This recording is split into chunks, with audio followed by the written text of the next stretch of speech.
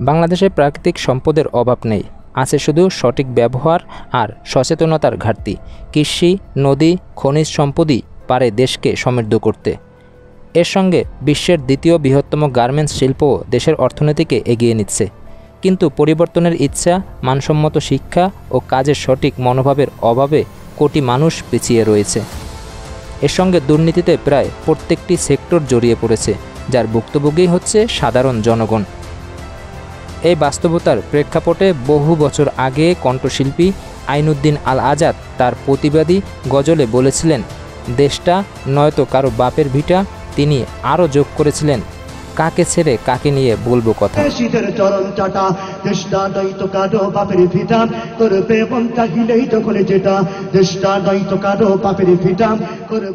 এই কণ্ঠশিল্পী আইনুদ্দিন আল আজাদ তার প্রতিবাদী গজলে বলে গিয়েছিলেন, দেশটা নয়তো কারো বাপের ভিটা, মন চাহিলে করবে যখন যেটা।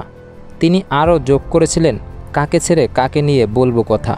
কারণ সে সময়ও এবং আজও প্রায় সবাই দুর্নীতিগ্রস্ত, সুযোগ পেলেই দুর্নীতি করে আর সাধারণ মানুষকে ঠেসে ধরে।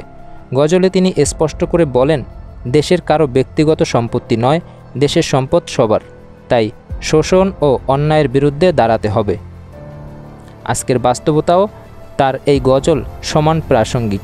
জনগণের কণ্ঠস্বরকে তিনি সুরে সুরে ধরেছিলেন, যেন নেতারা বোঝেন অর্থ লোকসান না করে সেই অর্থ মানুষের কল্যাণে ব্যবহার করতে হবে।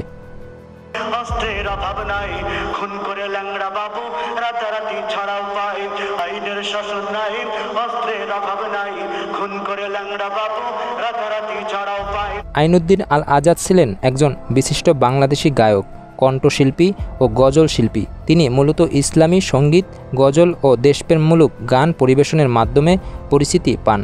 তার কণ্ঠে আবেগ, প্রতিবাদ ও জাগরণের সুর মানুষকে গভীরভাবে ছুঁয়ে যেত।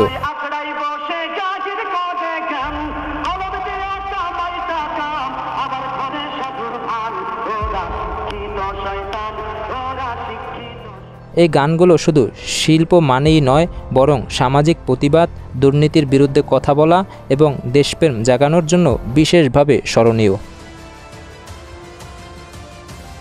দর্শক, এরকম আরও আপডেট জানতে আমাদের চ্যানেলটি সাবস্ক্রাইব করুন, লাইক, কমেন্ট ও শেয়ার করুন। ধন্যবাদ।